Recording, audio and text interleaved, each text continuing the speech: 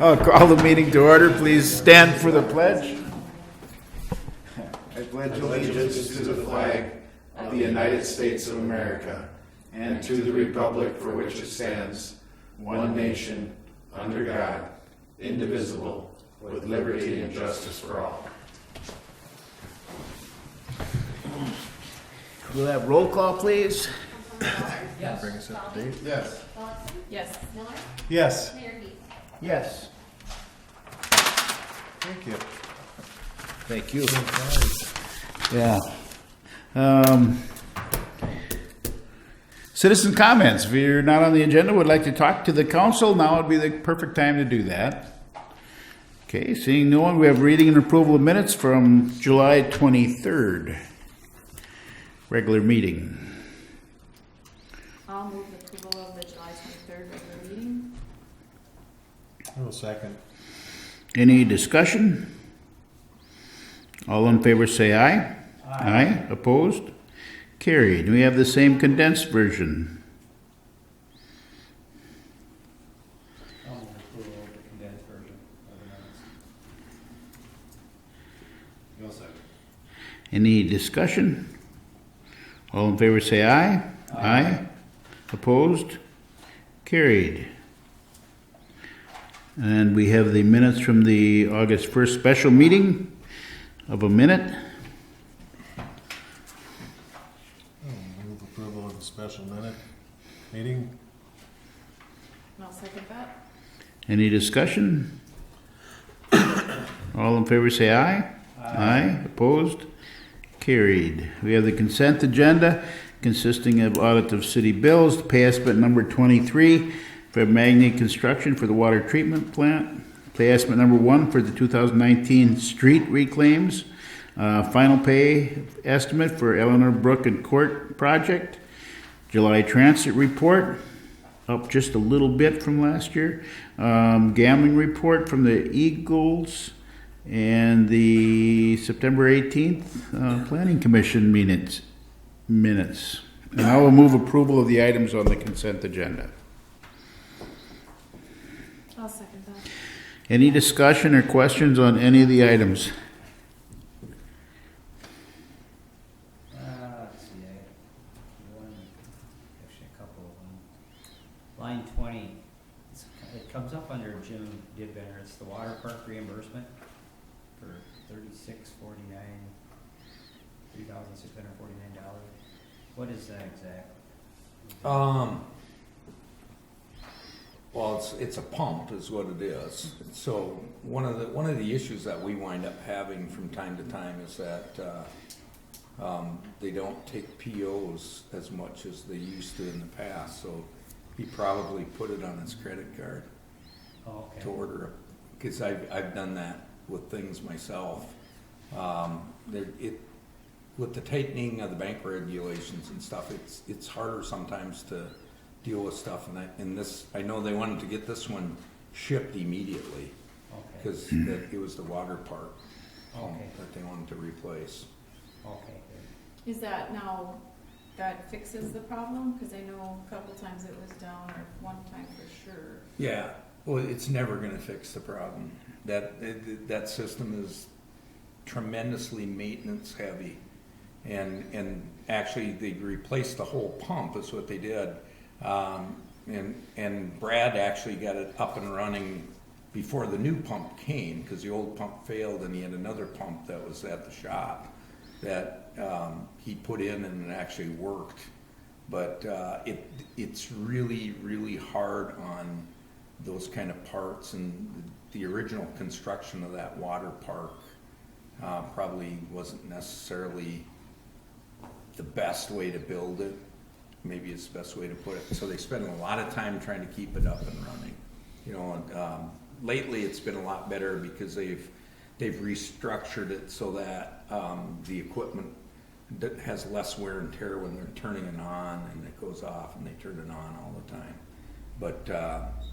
But yeah, and we actually talked about it before the season started, because what they try to do is they try to keep everything running. And in some cases, you got to look forward, and it's one thing to try to put something together and keep it running, and you know, the best thing we probably could have done was just order a new pump and put a new pump in before the season started, than to try to keep piecing one together and then have it fail right in the middle of the hottest time period when everybody Park wants to use full it. of kids waiting to go in there, because I heard Yep. several. It was hot out, I'm sure. It was a hot day, and there were several groups out there, and I knew somebody from Yeah. out of town that came specifically for that. Right. Is that something that can be looked at every year? Like, do you estimate this pump can work so many Yeah. hours, and then after those hours, you can go, hey, let's just order it? I mean, is it? It can, or, you know, I don't know what the life expectancy of that splash park is, you know, when it was built. How long has it been? It's been quite a while. I mean, I've been here since 2007. It was here before I got here. Oh, 12 years. You kidding me? I would've guessed Yeah. that. Hmm. And then we plumbed that water in there. That Yeah. was, So that's better for, when we got city water, it was better for it. Now it's got softened water. Right. So that's even better for it. Right. So hopefully, but there's a lot of valves and a lot of connections and a lot of little, I mean, just, all you have to do is look at it. There's little features where water goes up and stuff. And actually, you know, one of the problems they run into is, you know, things get stuck in the little holes where the water shoots out that's on the ground. And they gotta clean those out and take care of it. So I guess there's no real answer to that Okay. question.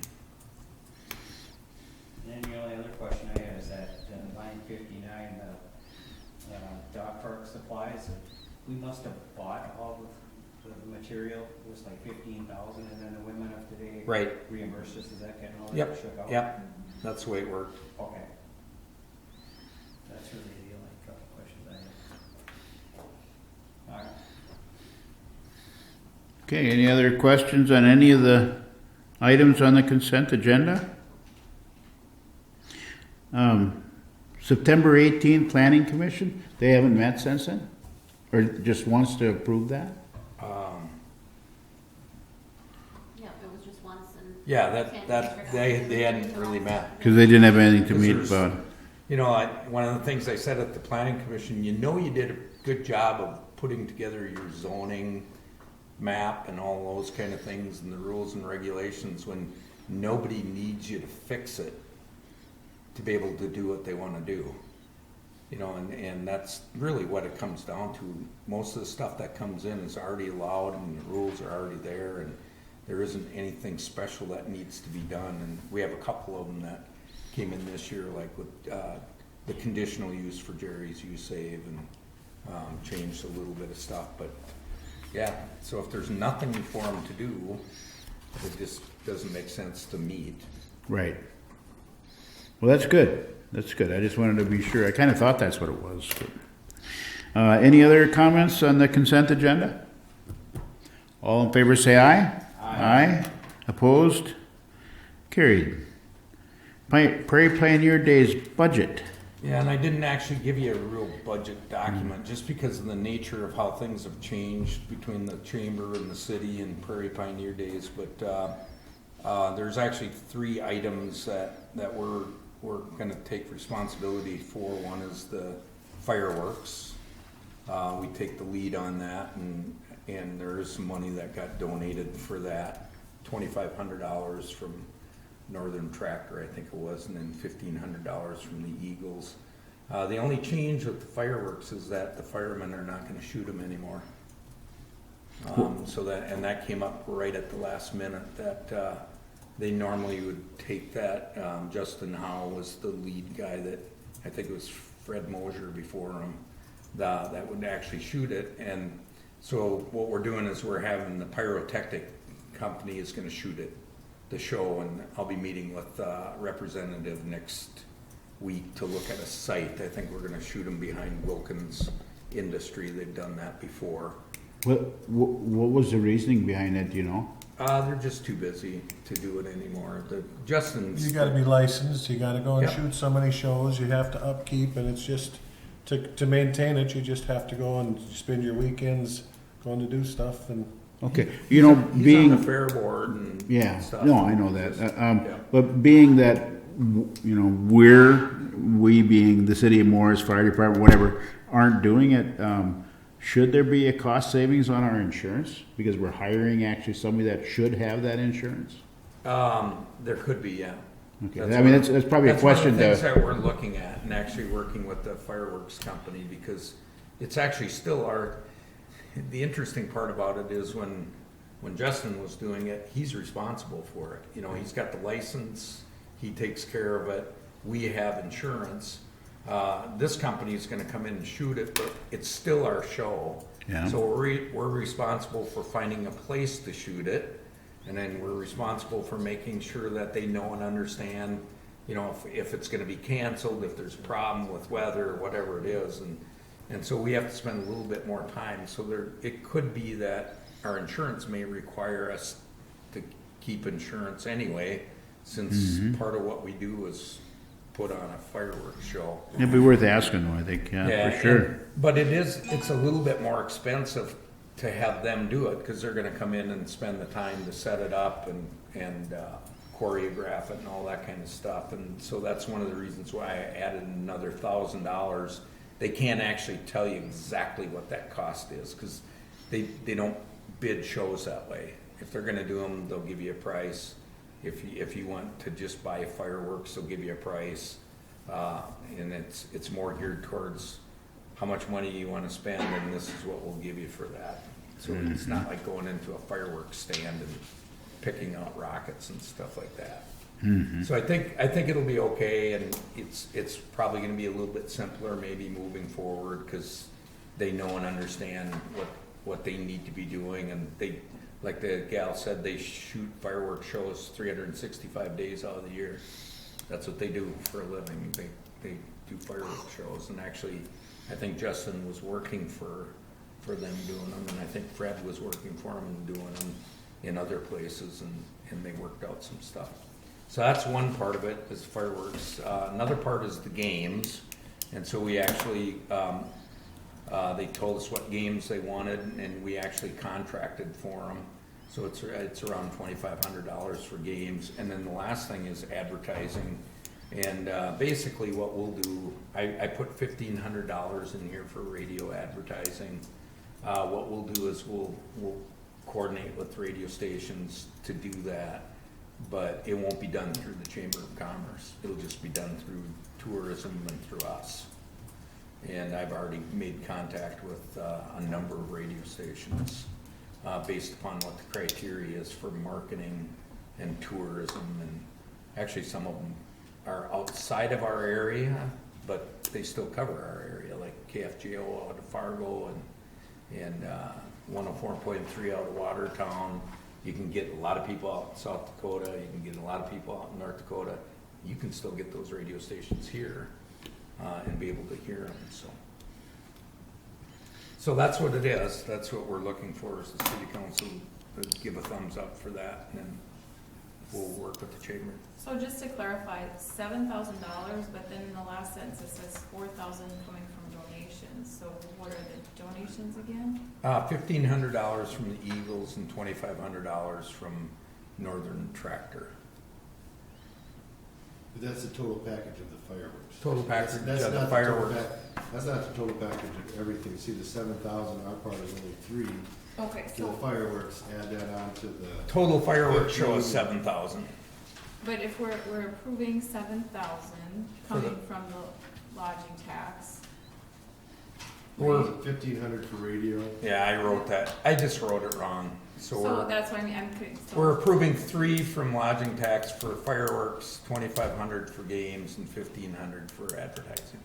so there is no $4,000 coming from donations. Well, it's over and above the 7,000. Oh, over Yeah. and above, okay, Yeah. that's what the Yeah. part that was written wrong. It should- Yeah. Okay. Sorry about Well, that. it's confusing the way it was put Yes. together, yeah, for sure. Well, as you're reading it, it looks like 4,000 of that 7,000 is coming from donation.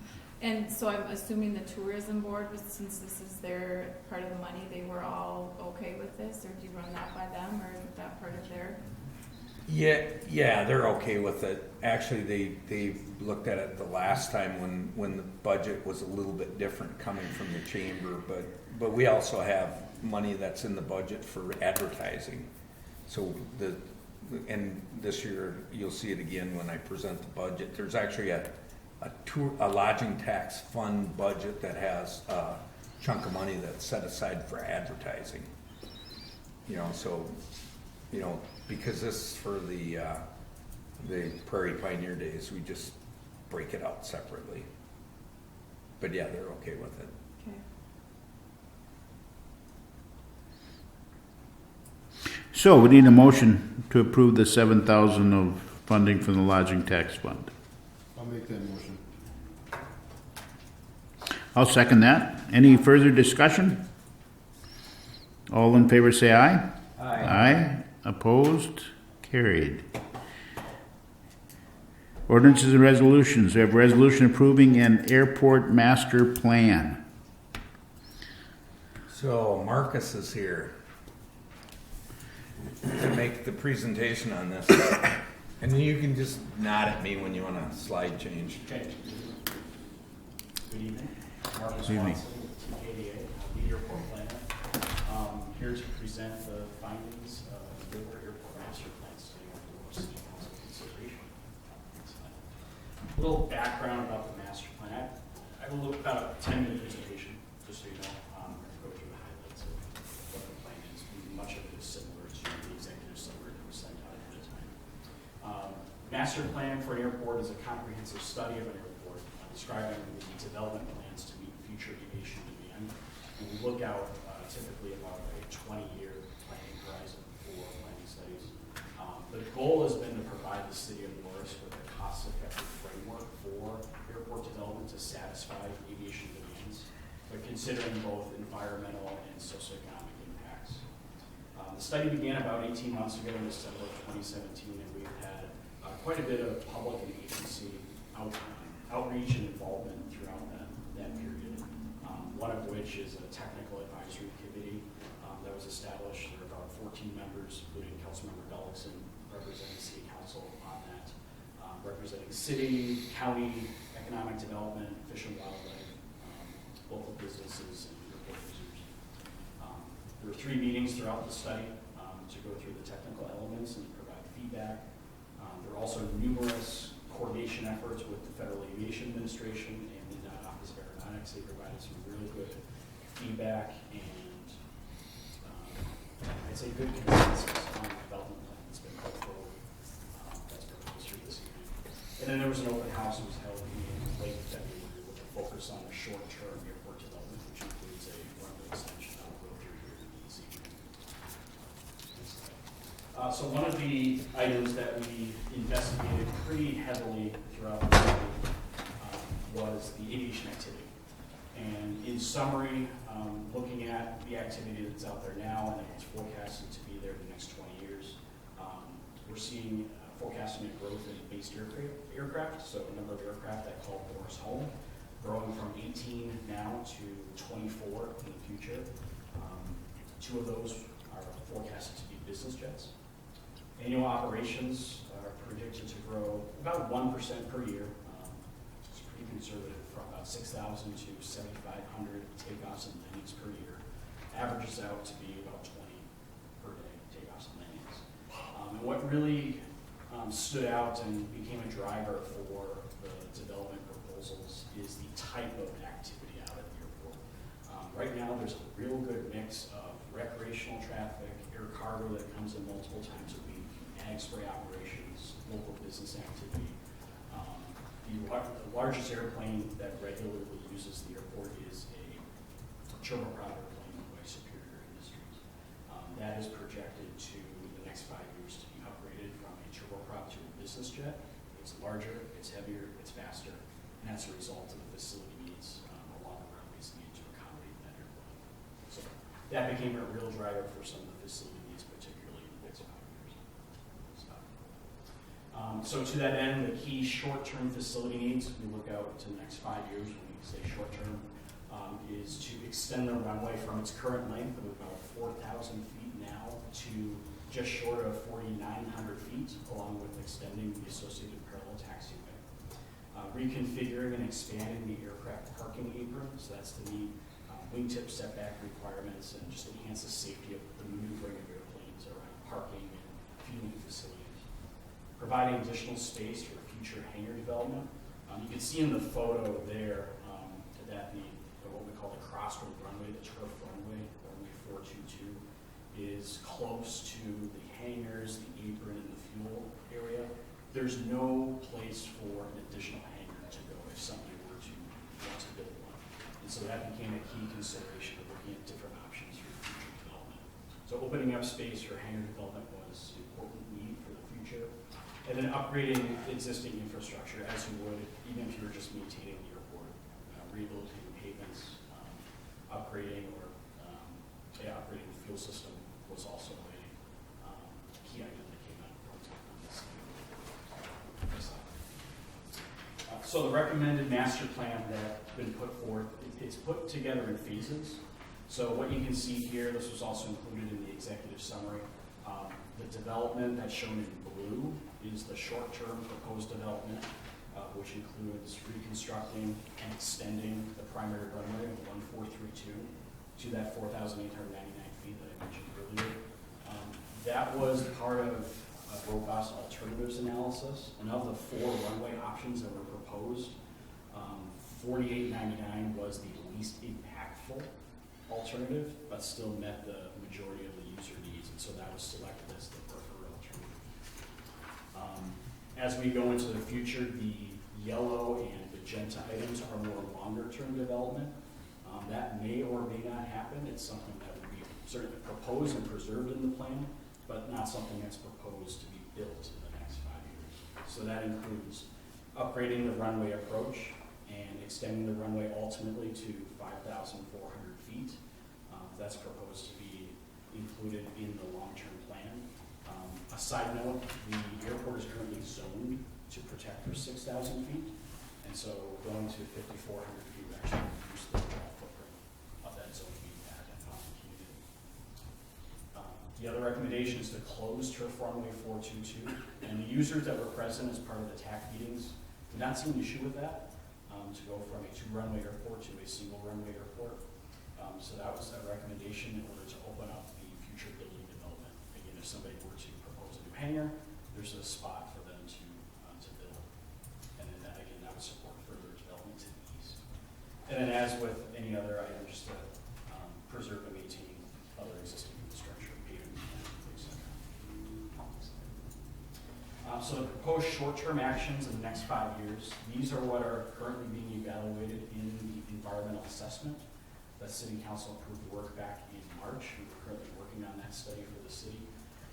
So in order to get to that runway extension, the following actions would be needed: to acquire land, to update the airport zoning ordinance, which is an overlay zoning ordinance, reconstruct and extend the runway to the southeast, reconstruct and extend the aircraft parking area, close the turf runway, and then construct a extension to the hangar site taxiing to provide the ability for aircraft to access any future hangar that we're built.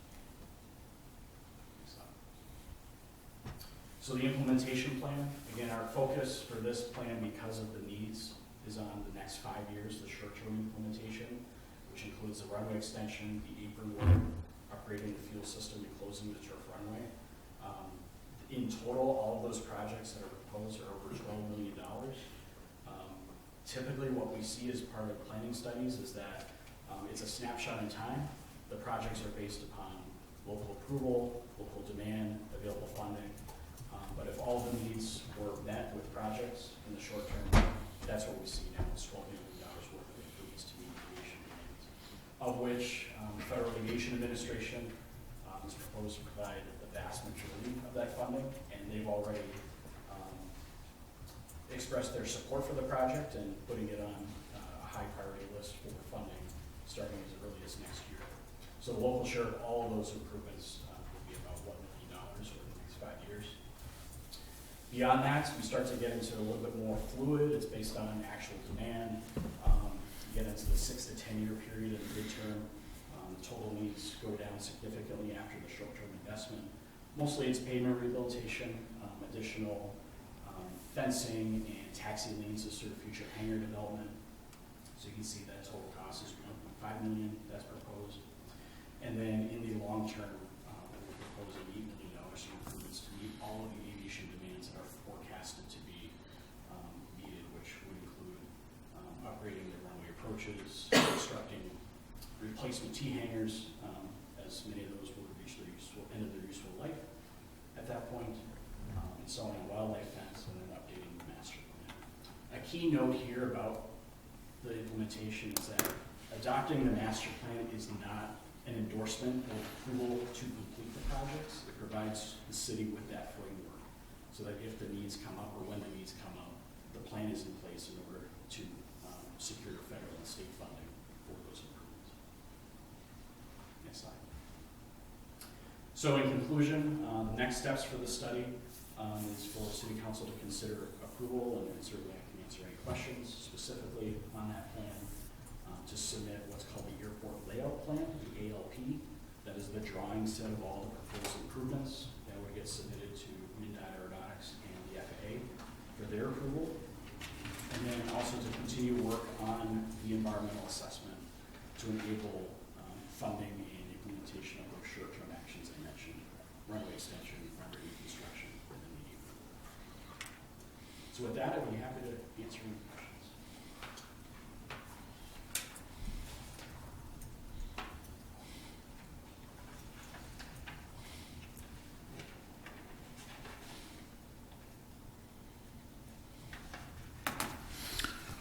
That looks pretty good. Does anybody have any questions? No, not really. It's very thorough. I mean, it's something that is real beneficial to our community. Well, I think one of the big keys to, what he's saying is, we pretty much know what the short-term plan is, because we've been doing a lot of talking about it, and, actually the FAA and MnDOT Aviation jumped on that right away to the point where, we've already started doing things before this was even finished, just because they liked it so well, and at the same time, we know that some of the long-term stuff, there's going to be a lot of discussion that'll take place before you ever get to the point where you're going to do some of that. And actually, there's some really kind of touchy issues with, tarred county roads and wildlife areas and highways and stuff like that.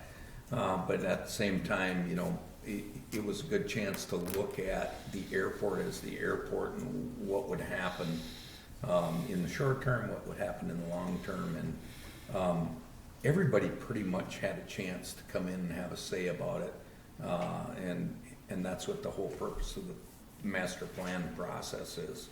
This is a year-long process, and once it's done, then you submit it into the FAA, and then they approve it, and then ultimately that's our plan moving forward. So as things come up, if they're not in the plan, then you're probably going to have to come back and take a look at it again. But it's a good chance to look at everything.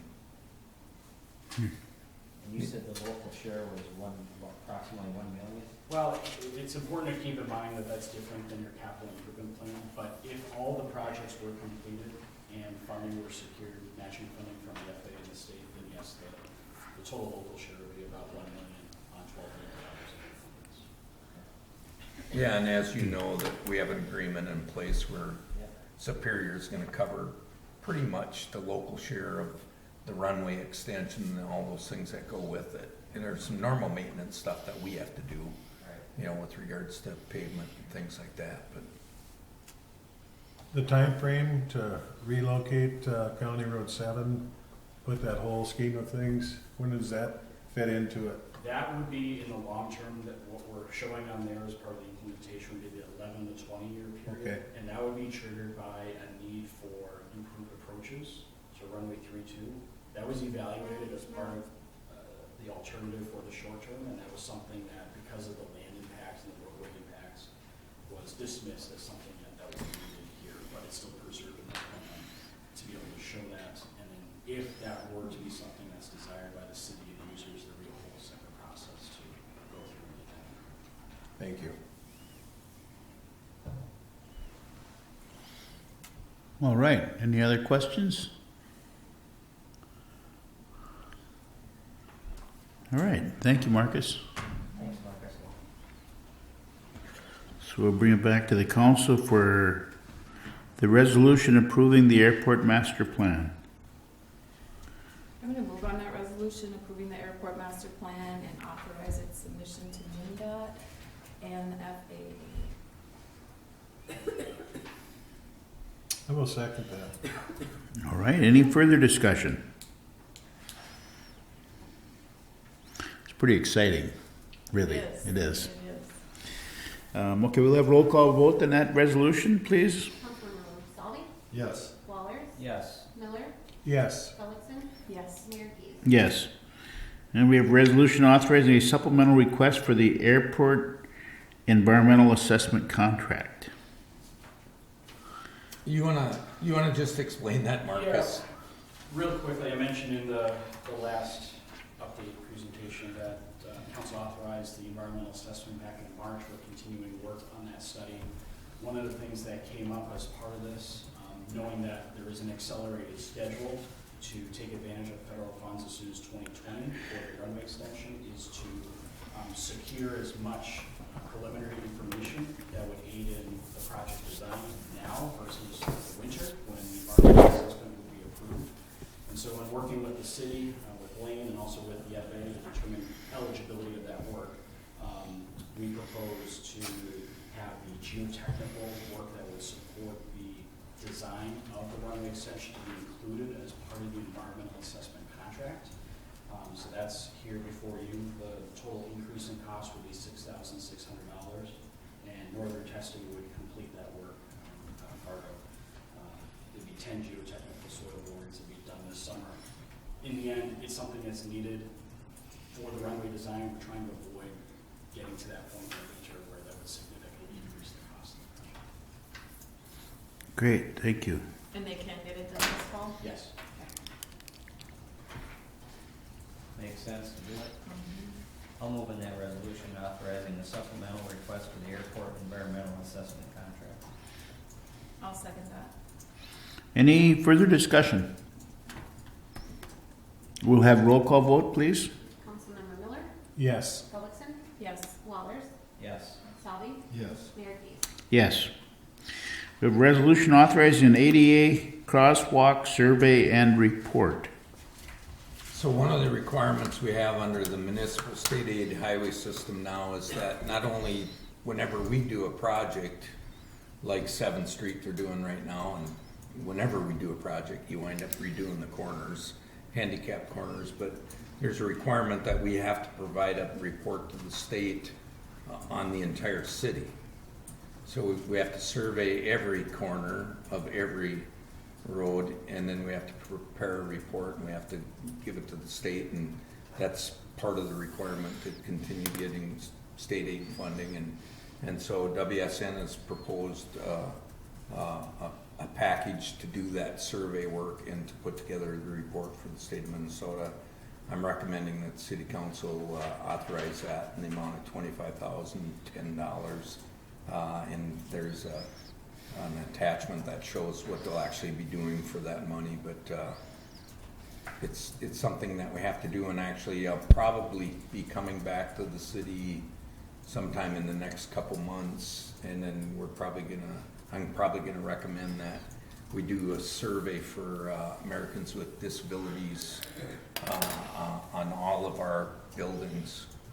I don't know if it's ever been done. I know when I was in Breckenridge, we had to do that, and we wound up doing it for all of our buildings. We have been doing some updating, like the electronic door on the front of the senior center and the front of City Hall and some things like that, but I don't know that we have a current survey of all of our properties, and that includes parks, you know, to make sure that they're handicapped accessible, whether it's bathrooms or even playground equipment, things like that. But this one's for the handicap corners. So Is this just on the state aid and roads? no, it's on every single road in town. You're not required to go in and fix them all, but you're required to survey them all. They just want to know where you're at as far as all your roads, and I would venture to guess anytime we wind up doing a road project, they're probably going to encourage you to update the handicapped corners, you know, and depending on what's there, if there's nothing there, that's one thing. If there is something there, it's probably not in compliance with the current standards. 7th Street just got redone, in front of City Hall just got redone, you know, that corner. But we have to do it for every street in town. So once this is done, and if those standards change, that doesn't matter. If in 10 years, we have a list of what Right. sidewalks need to be handicap accessible or updated, it won't make any difference what the standard is now versus 10 years from now. We don't have to do No, that. probably I don't know that they would come back and say, now you have to do a new survey with Well, the that's new what- standards, but they could. I mean, they could, but, I mean, it's just, you know, like in the downtown area when they redid all the sidewalks, you know, because the angles aren't quite right anymore, and it's just amazing how that stuff happens. It seems like every single state highway project or, you know, state aid road project winds up having that happen.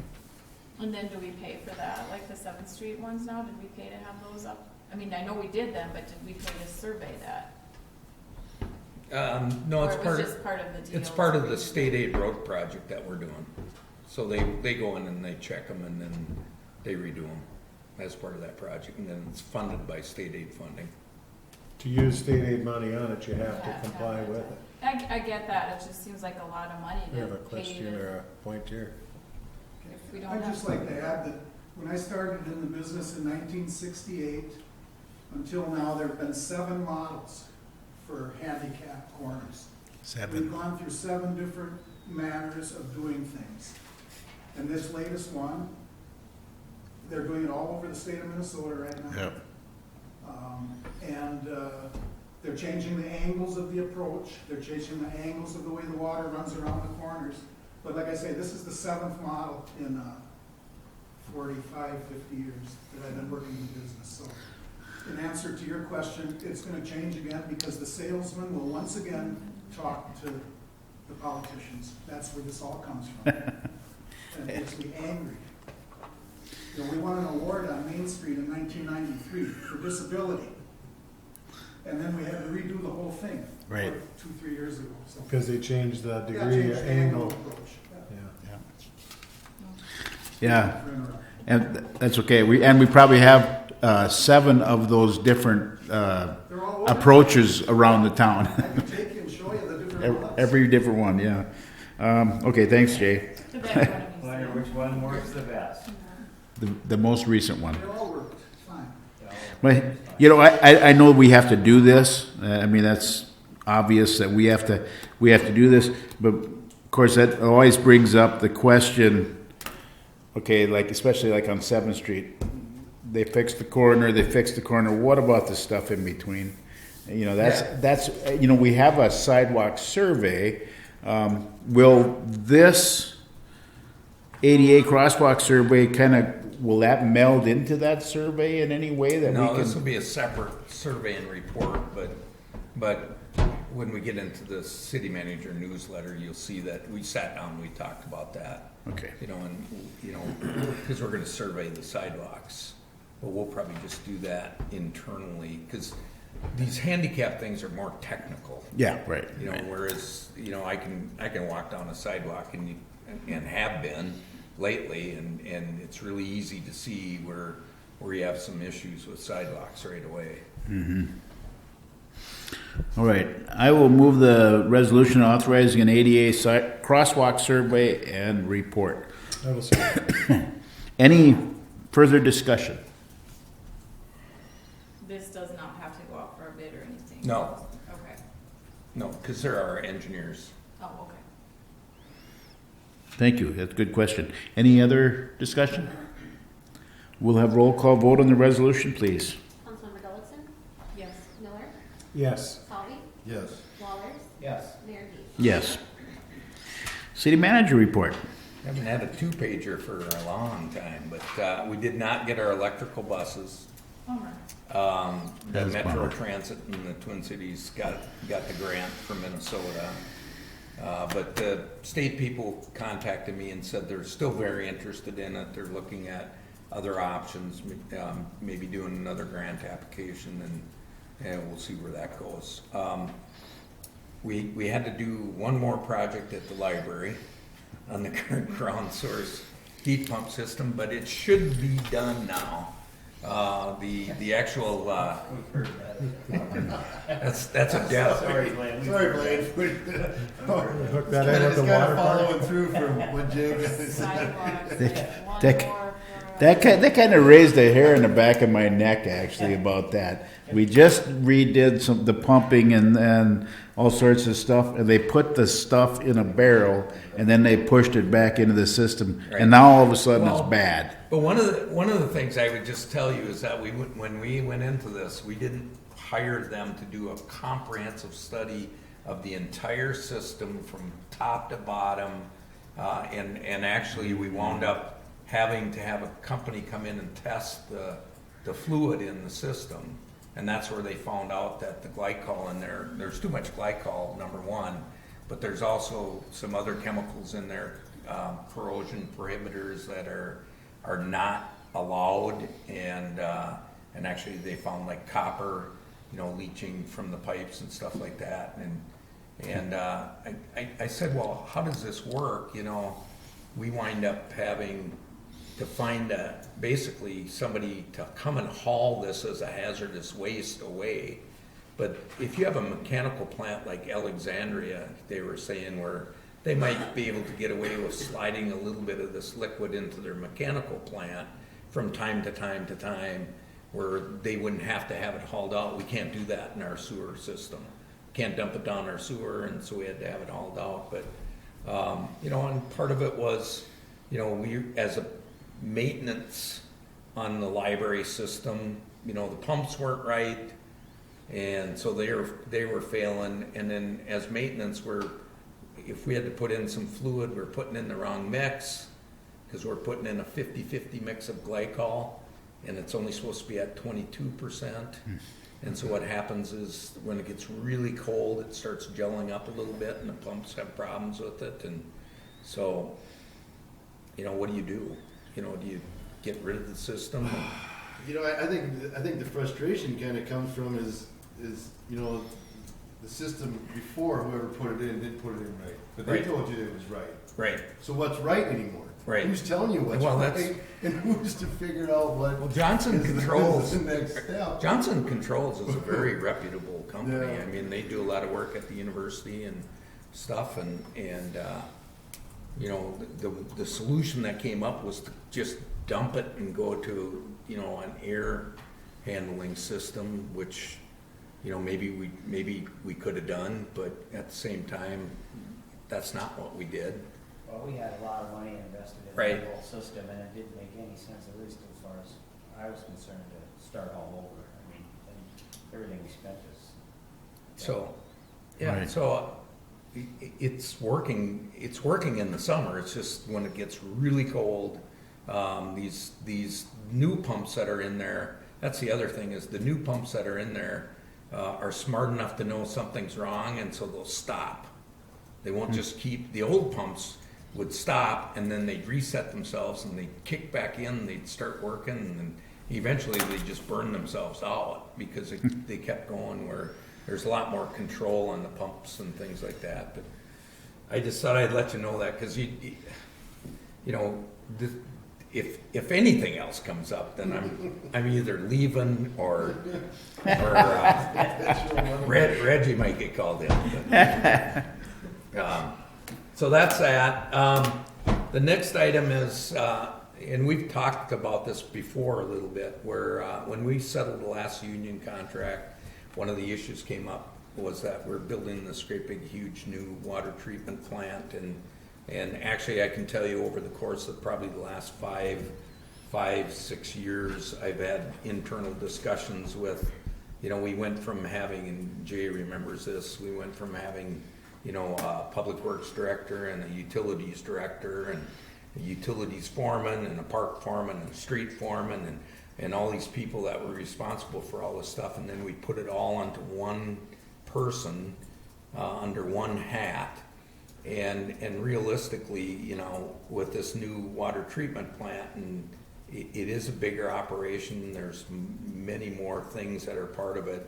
The time has really come to put in a mid-level position that can watch over water, wastewater, and deal with all the reports and the rules and the regulations and dealing with MPCA and all that kind of stuff. And so we've done that, we've sat down, we've looked at it, we've come up with the job description, we've come up with probably a good mid-level pay to put that position at. Actually, I worked with Aaron to determine whether or not that should be a union position or not. We don't think it should be, because this position is going to be supervising the water wastewater side of it. Jim will still be overall responsible, but at the same time, this will be more of a focus on the water wastewater utility. And there's a lot of little pieces to that. Even right now, Denco 2 started taking water. And actually, we know and understand from MPCA that they're going to allow them to discharge waste water into our system, where it's got to be done the right way. It's got to be the right kind of discharge, and that's something somebody's going to have to watch over really close. But MPCA is okay with it, and so we'll probably have a little bit more of sewer revenue coming in that we didn't expect from Denco 2, but they did start now drawing water from us, and the plant's, you know, able to handle that production without any problems because it was built big enough for that. And eventually they'll switch all their water over to city water going into their plant instead of well water, and that's the requirement they have from Denco or from MPCA. Are they happy so far? I think so. Good. Yeah, I haven't heard anything, so. Good. I mean, they're not happy paying for water. I mean, you had well water, Yeah. and now you're paying for it, so. They haven't got their first bill yet? I don't think they have got their first bill, but, so that's where we're at with that. And the last piece is, I'm waiting on the union to give us a thumbs up that we can do what we're doing. If they don't, then we'll probably, do it anyway. And then there is a process for them challenging whether or not that should be in. I just never, ever think a supervisor should be in the union with the same employees that are in that union. And the only thing I learned is that in law enforcement, you can do that. So the sergeant in the police department is actually in the same union as the police officers. But that's the way the rules are set up. Level 2 chargers in City Hall. Actually, we had a rep from MPCA came out yesterday and drove an electric car out and plugged it in, charged it before she went back. So that was kind of nice. I mentioned the dog park. I think dog users are going to have to step up and make sure that, you know, the city crews aren't trying to mow around dog crap, which is happening now. Because there are people going in there and they're not cleaning up afterwards. And one of the issues that we did have is the waste company didn't want to take the dog waste. So I'm not quite sure what's going on with that, but actually Jim Dittbender found a source for biodegradable doggy bags to put waste in. And so what we'll do is we'll use those, and then the waste, instead of going in the garbage, will go in the compost pile. So that's a better solution anyway for out at the dog park. Are there bags out there now? There's bags out there now. Okay. And the women today bought those. And actually our signs haven't come in for the dog park. We talked to M&R Signs. They should be in by the end of the month, because there are some signs that have rules and things like that. But people love it. I've talked to a lot of people that have been out there and they really enjoy that dog park, so that's good. We're advertising for the sustainability coordinator. We met to talk about capital improvement projects and Chiswick Field parking lot, so we're gonna work on a plan for that, and we'll be talking about that at the budget meeting. And then we'll talk about a sidewalk project, developing a sidewalk project where we'll identify sidewalks that need to be done, and then we'll put together a funding package so that, you know, if people can't afford to do it themselves, we'll put together a project and then have it done, and then just do an assessment back to them. All exciting. Lots of stuff going on. Mm-hmm. That quote, from Riley's on the ballpark, it's gotta be more involved than just laying blacktop over the gravel. Actually, the Baseball Association got a quote, it was about $75,000 to blacktop the parking lot, but that doesn't address the drainage. You know, cause, there is a storm sewer in 7th Street, actually, there's a catch basin just to the east of the driveway going into Chiswick. You know, and ideally what we're looking at is putting together a nice parking lot, probably have curb and gutter around the outside, put drainage into the middle, run it to the storm sewer, and then you don't have to worry about all the water running down the sidewalk past the softball field down to the ditch. Cause that's what would happen if you blacktop that. It'd all go down that sidewalk to the ditch. Right. So the 75,000, that's for that. That's not for the curb and gutter and No, that's and, just and making it drain. blacktopping the gravel that's there. Okay. So would they build that up and somehow slope it so it's somewhat correct, or? Yeah, that's what we're gonna look at. Oh, you think it would be They over? wouldn't, no, I don't think they'd be able to, you know, I don't think it'd work if they tried to do that. That couldn't go over ground, could it? No, I don't think, it couldn't get up to 7th Street. Yeah, I don't think it could get there. I don't think they could build that up enough. So they'd have to put in some underground to connect to the storm Right. sewer, right? Yeah.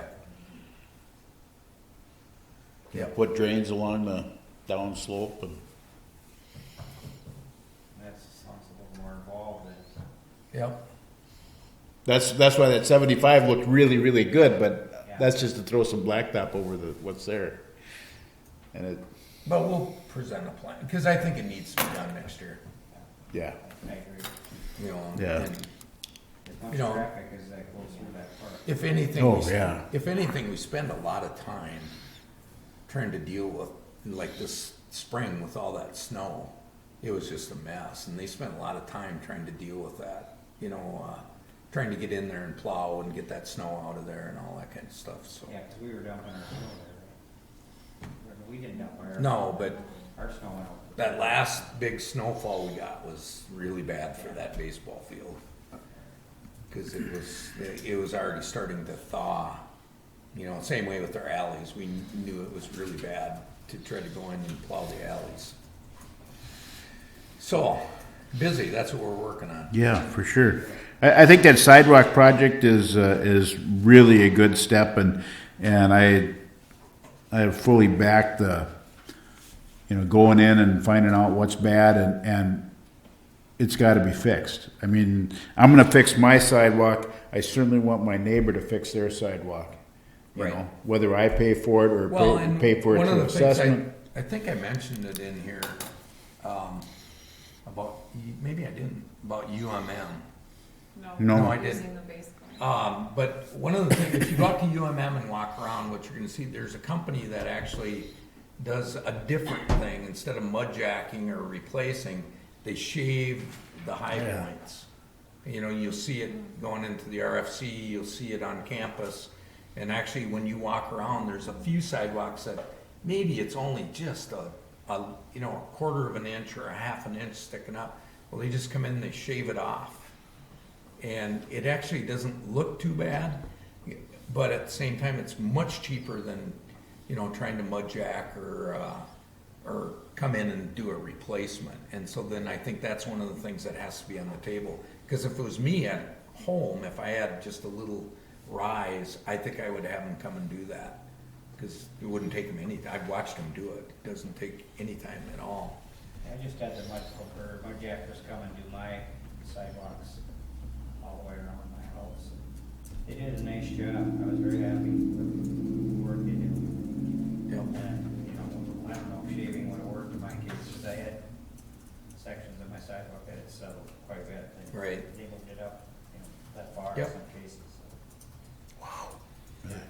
They can, they can do wonders with mud jacking. Cool.